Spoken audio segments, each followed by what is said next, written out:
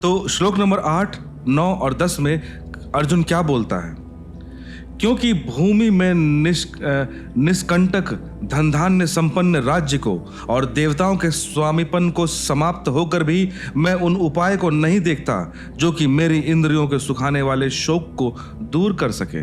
मतलब अर्जुन बोल रहा है कि मैं अगर इनको मैंने मार दिया तो जिस शोक में मैं पड़ूंगा वो दुनिया में कोई भी ऐसा चीज नहीं है, कोई भी ऐसे देवता नहीं है जिसकी आराधना करके मैं उस शोक को खत्म कर पाऊंगा। वाह, अर्जुन मतलब ये बात कह रहा है कि वो इस लेवल पे पहुंच जाएगा, इतना दुखी हो जाएगा अपने गुरुजनों अपने स्वजनों को मार दिया अगर उसने राज्य के लिए। और श्लोक नंबर 8 और 9 और 10 में बोलता है, तब संजय ने बोला।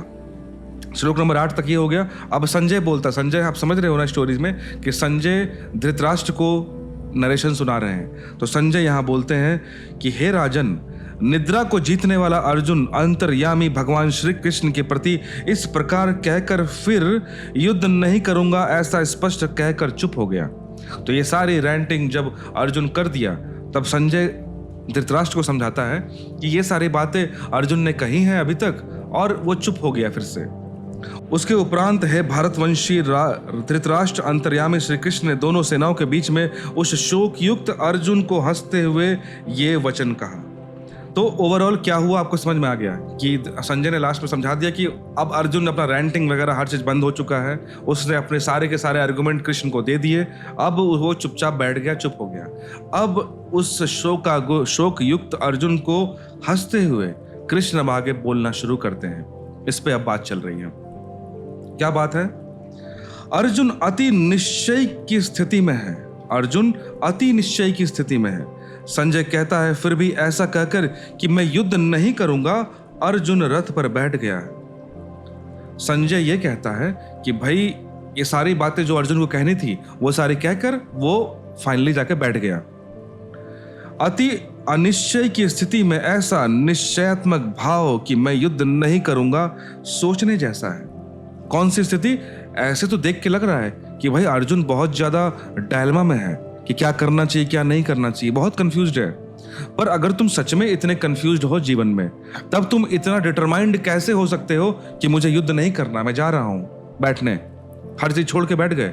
अगर तुम इतने निश्चयात्मक तुमने एक्टिविटी कर दिया कि okay I am surrendering, I am not going to fight, तो मतलब तुम बहुत कंफर्म हो अपने लाइफ में। और एक तरफ तुम बोलते हो कि मैं कंफ्यूज्ड हूं। कंफ्यूज्ड आदमी इस तरह नहीं करता है। मेरे हाथ में एक टूल है, जस्ट इमेजिन करो, मैं क्या करूं क्या ना करूं, मैं कंफ्यूज्ड हूं, पर इसका मतलब ये नहीं कि मैं टूल फेंक रहा हूं। पर अगर मैं ये बोल रहा हूं कि नहीं मुझे क्या करना है क्या नहीं करना मुझे पता नहीं, और मैंने ये टूल फेंक दिया और शाम से जाकर बैठ गया, इसका मतलब तुमने डिसाइड कर लिया कि तुम्हें कुछ नहीं करना है। कुछ नहीं करना है, यू हैव ऑलरेडी डिसाइडेड, और उस कुछ नहीं करने को तुम जस्टिफाई कर रहे हो कि भाई मैं कंफ्यूज्ड हूं इसलिए ऐसा है। इस चीज को समझो, ये ह्यूमन साइकोलॉजी है, हम भी यही काम करते हैं अपने लाइफ में। इतना डिसीजिव वक्तव्य, इतना डिसीजिव वक्तव्य, इतना निर्णायक वक्तव्य कि मैं युद्ध नहीं करूंगा, और इतनी अनिश्चय की स्थिति कि क्या ठीक है क्या गलत है, इतनी अनिश्चय की स्थिति कि मन अविद्या से भरा है मेरा, मुझे प्रकाशित करो, लेकिन मुझे प्रकाशित करो ये कहता हुआ भी वह निर्णय तो अपना ले ही चुका है। अर्जुन वह कहता है कि मैं युद्ध नहीं करूंगा। एक तरफ वो बोलता है कि मुझे अज्ञानता आ रही है, एक तरफ कहता है कि मुझे कुछ समझ में नहीं आ रहा, मैं कंफ्यूज्ड हूं, एक तरफ ये कहता है, और एक तरफ उसने बोल दिया मैं युद्ध नहीं करूंगा। तो यू हैव ऑलरेडी डिसाइडेड कि तुम युद्ध नहीं कर रहे हो, तब तुम किस अनिश्चितता की बात कर रहे हो? तुम तो कंफर्म हो अपने माइंड में कि मुझे नहीं करना है। तुम तो सिर्फ ये शो कर रहे हो कि नहीं मैं बहुत कंफ्यूज्ड हूं, that's why I am not going to fight. तुम नहीं लड़ना चाहते हो, तुमने वो डिसाइड कर लिया है, उसके बाद तुम बाकी के आर्गुमेंट क्रिएट कर रहे हो। इस चीज को समझो, अर्जुन ने ये काम किया। इसके जरा भीतर प्रवेश करना जरूरी है। ओशो कहते हैं अक्सर जब आप बहुत निश्चय की बात बोलते हैं तब आपके भीतर अनिश्चय गहरा होता है। एक आदमी कहता है कि मैं दृढ़ निश्चय करता हूं। जब आदमी ऐसा कहे तो समझना कि उसके भीतर अनिश्चय बहुत गहरा है, अनप्रेडिक्टेबिलिटी बहुत ज्यादा है, बहुत डीप में है। नहीं तो दृढ़ निश्चय की जरूरत नहीं पड़ेगी। इस चीज को समझो, बहुत सुंदर लाइन, बहुत सुंदर पॉइंट पे ओशो ने एक बात कही। जब भी हम ये कहते हैं कि मैं दृढ़ निश्चय करता हूं, दृढ़ निश्चय बहुत फर्म, तो ये दृढ़ जब हम लगाते हैं ना कि एकदम एब्सोल्यूट डिसीजन ले रहा हूं मैं, इसका मतलब है कि तुम बहुत डायलमा में थे, इधर जाओ, लास्ट में तुमने अपने मन मार कर तुमने बोला कि सब चीज बंद करो, मैं इस चीज को पकड़ता हूं। ये दृढ़ निश्चय है। दृढ़ता की क्यों जरूरत पड़ रही है तुमको? निश्चय निश्चय होता है, अनिश्चय अनिश्चय होता है। इस चीज को समझो। तुम या तो निश्चय करते ना कि हाँ मुझे ये करना है, जब तुम दृढ़ निश्चय करते हो इसका मतलब है कि तुमको कोई और भी तरफ, कोई दूसरा साइड, कोई और भी शक्ति खींच रही है इसके अगेंस्ट, पर तुम उधर जाना नहीं चाहते, इसलिए तुमने इसको बहुत दृढ़ता से पकड़ा है अपने इस डिसीजन को। That's why you are saying कि मैं दृढ़ निश्चय करता हूं कि मैं ये करूंगा। समझो इस बात को। तो ओशो ने यही कहा कि जब भी कोई ये कहे कि मैं दृढ़ निश्चय करता हूं, इसका अर्थ है कि उसके निश्चितता में, उसके प्लानिंग में, उसकी जो सोच है उसमें कहीं ना कहीं कंफ्यूजन है, डायलमा है। उस डायलमा से डर के ही उसने फाइनली बोला कि भाई मेरे निश्चय में एकदम वेल्डिंग कर दो आयरन वाला कि छूटे ना, अदरवाइज वो उधर मैग्नेट है वो खींच लेगा मेरे को। वो दृढ़ता लेके आओ इस कनेक्शन में। तो जब एक आदमी कहे मेरा ईश्वर पर पक्का भरोसा है, समझो पक्का भरोसा है, तो समझना कि भरोसा बिल्कुल भीतरी नहीं है। तब समझना भीतर बिल्कुल नहीं है वो भरोसा। पक्का मतलब क्या होता है? भरोसा होता है या नहीं होता है? पक्का भरोसा हम तभी कहते हैं ये चीज प्रूफ करने के लिए कि हम बहुत ज्यादा स्ट्रांगली कर रहे हैं भरोसा। भरोसा भरोसा होता है। भरोसा कमजोर, या जैसे कहते हैं ना प्रेम प्रेम होता है, ज्यादा प्रेम कम प्रेम कुछ नहीं होता। अगर तुम ये बोल रहे हो कि बहुत ज्यादा प्रेम है, समझ रहे हो ना बात को, कि प्रेम प्रेम है, love is love, too strong love, ये सब कुछ नहीं होता है। तुम उसको अलग तरीके से एम्फसाइज कर रहे हो। जब तुम ये बोलते हो कि बिल्कुल भरोसा है मुझको ईश्वर पर, तो भरोसा भरोसा है, इसमें बहुत तेज, बहुत ज्यादा या कम का बात नहीं होता है। लेकिन तुमने जब ये कहा कि पक्का भरोसा है, इसका मतलब तुम ये एम्फसाइज कर रहे हो कि देखो भरोसा टूट भी सकता है, लेकिन मैंने उसको पक्का कर दिया, एकदम फर्ज को पक्का कर दिया, एकदम कमजोर मजबूत कर दिया है। इस साइकोलॉजी की बात चल रही है यहाँ पर। ये शब्दों में मत चले जाना कि नहीं नहीं ऐसा क्या बात कर रहे हो, पक्का तो होता है ना, पक्का भरोसा होता है, बहुत ज्यादा प्रेम होता है। लेकिन जब ये चीज, ये स्टेटमेंट किसी के द्वारा यूज किया जाता है, उसके अंदर के साइकोलॉजी की बात चल रही है। जब आप या मैं इस स्टेटमेंट को यूज करते हैं तो ओशो बोल रहे हैं उस समय उस साइकोलॉजी को समझना, उस देखना कि तुम क्या कर रहे हो। नहीं तो पक्के भरोसे का लेबल लगाने की जरूरत नहीं पड़ती। ओशो कहते हैं जब एक आदमी बार बार कहे कि मैं सत्य ही बोलता हूं, तब समझना कि भीतर असत्य की संभावना बहुत ज्यादा है। ऐसा बोलने की जरूरत नहीं पड़ेगी अन्यथा। जब मैं बोलूं कि मैं अहंकार छोड़ रहा हूं, मैं छोड़ रहा हूं, मेरे अंदर अहंकार नहीं है, तो मान लेना कि बहुत ज्यादा अहंकार है, इसलिए मुझे बार बार बोलने की जरूरत पड़ रही है। हम अपने भीतर जो डवाडोल है, हमारे भीतर जो डवाडोलपन है, जो डायलमा है, उसे निश्चयात्मक वक्तव्यों को ऊपर से थोप कर मिटाने की कोशिश में रत होते हैं हम। समझ रहे हो? अंदर में बहुत ज्यादा कंफ्यूजन है, दिखा नहीं सकता बाहर, लेकिन उस कंफ्यूजन को मैं छुपाना चाहता हूं, तो मैं उस पर एक लेप लगाता हूं, एक चोला पहनता हूं, एक लेयर चढ़ाता हूं उस पर, बार बार बोलकर, बार बार जस्टिफाई करके। अरे यार मैं देखो ये सब, मैं ईश्वर पे भरोसा करता हूँ, मैं ईश्वर करे ये हो, ईश्वर की कृपा से ये हो, ईश्वर ने ये दिया है मेरे को। जब हम बार बार ये बोलते हैं तो हम एक्चुअली कंफ्यूज्ड हैं कि वो ईश्वर है कि नहीं। हम बार बार अपने आप को प्रूफ कर रहे हैं कि मैं बहुत धार्मिक हूं, मैं बहुत ज्यादा ईश्वर पे भरोसा करता हूं, इसलिए मुझे बार बार बोलना पड़ रहा है, इसलिए मैं बार बार प्रूफ कर रहा हूं। इस चीज को समझो।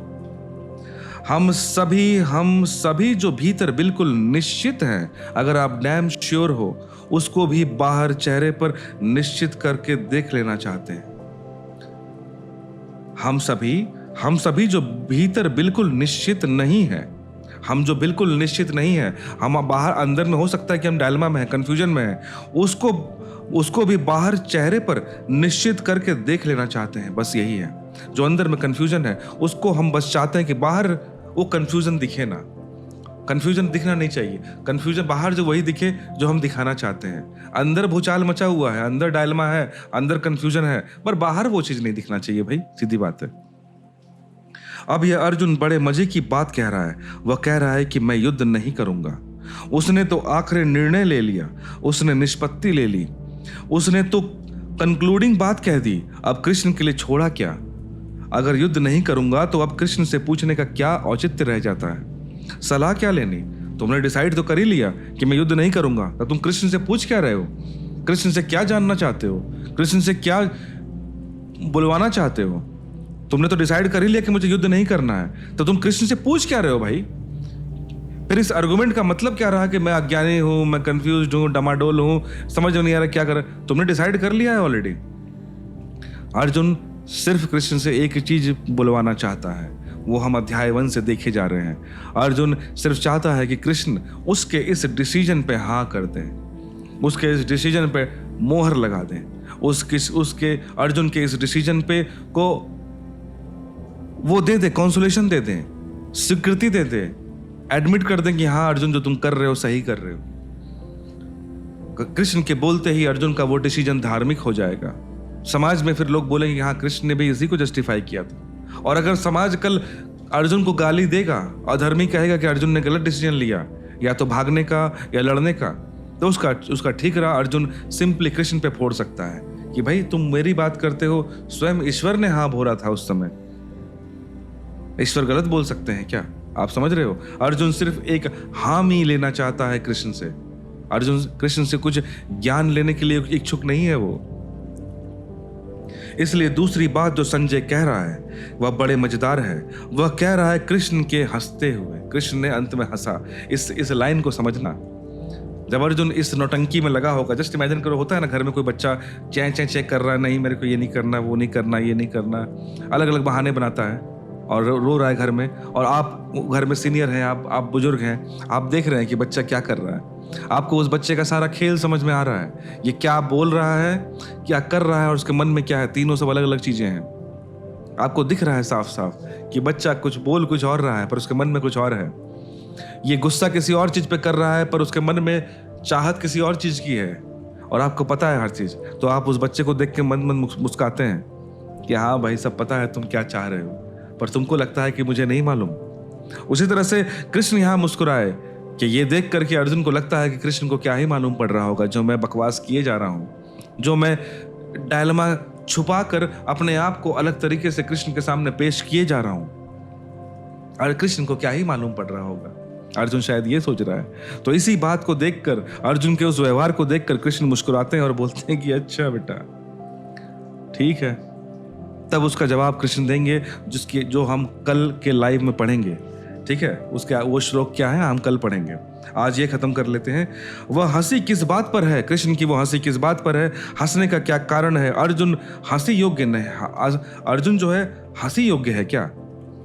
इतने दुख और पीड़ा में पड़ा हुआ है, इतने संकट में है, इतने क्राइसिस में है, और कृष्ण हंसते हैं। सोचने वाली बात है ना।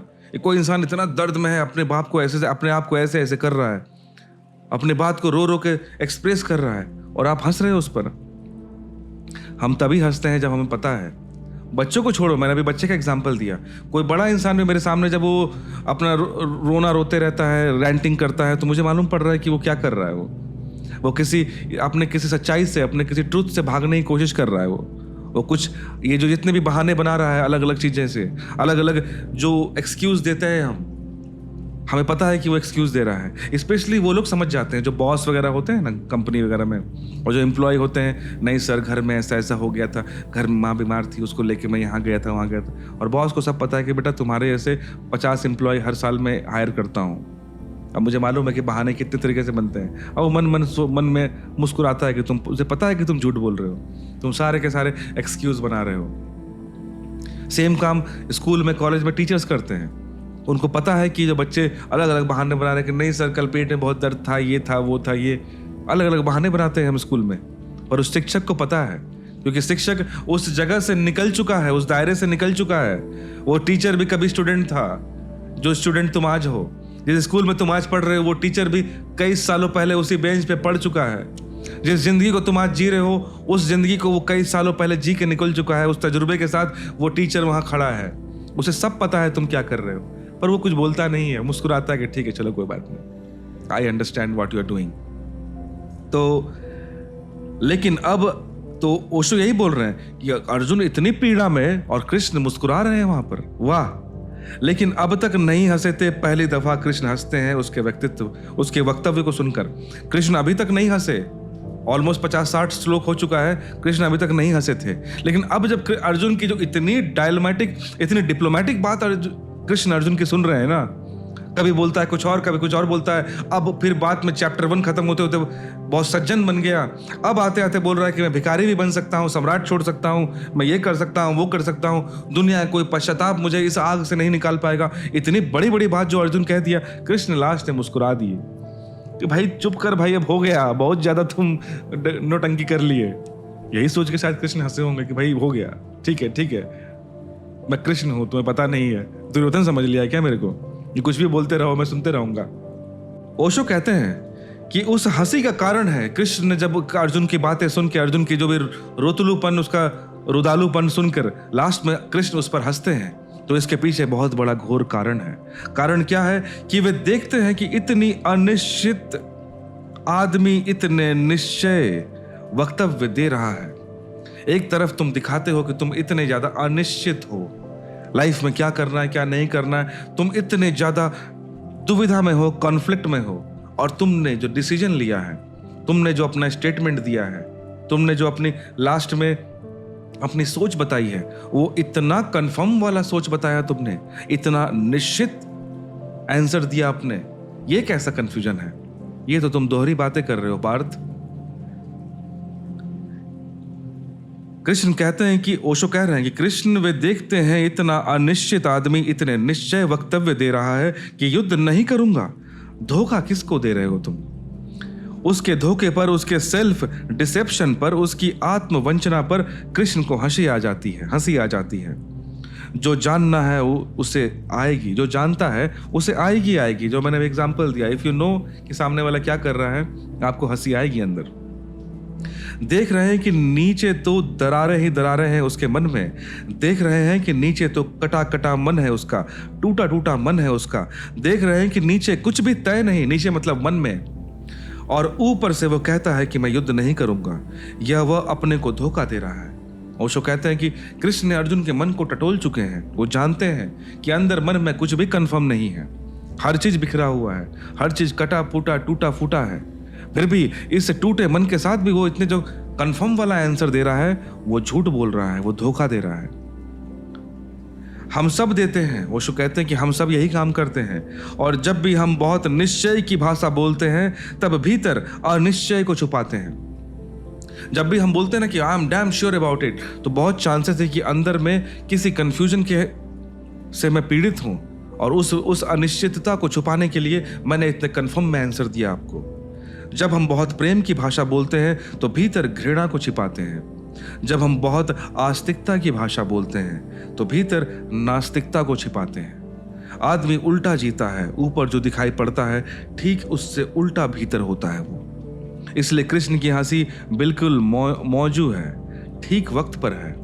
कृष्ण जो हंसे हैं बिल्कुल सही टाइम पे हंसे हैं। असामयिक नहीं है, गलत समय पे नहीं, लगेगा असामयिक है।